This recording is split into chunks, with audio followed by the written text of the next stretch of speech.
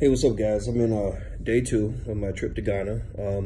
I'm here to do exploration about business opportunities and what things we can do here from an economic standpoint. The first 2 days have been very productive. I'm going to be here about 11 days. I'm going to meet the president of Ghana tomorrow. I heard that the rapper T.I. is actually joining our group, which is cool. I look forward to meeting him. He's actually my favorite rapper, so it'll be interesting. I like the work he does in the community. But anyway, I have a warning about Ghana that I want to heed to everybody. This is for all intelligent black people. Only intelligent black people will need to heed this warning. If you come to Ghana and you are here for more than 30 minutes, you will never want to come back to the United States ever again. That is my warning.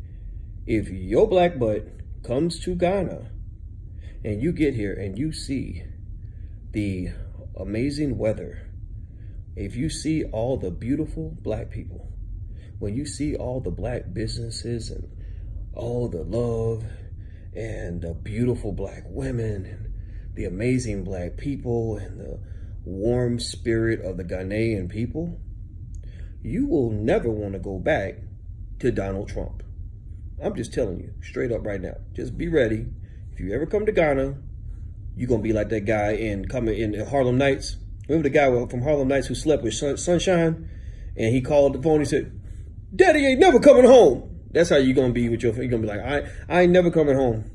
Because the main reason that we put up with the bullshit that we got to put up with in the United States is because we don't think there's anything better out there.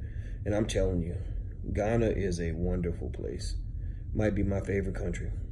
I'll keep you guys posted. Hit the thumbs up button, share, and subscribe button. And don't forget, visit intelligentblackpeople.com to learn more about what we're doing. I'll see you soon. Be good. Peace.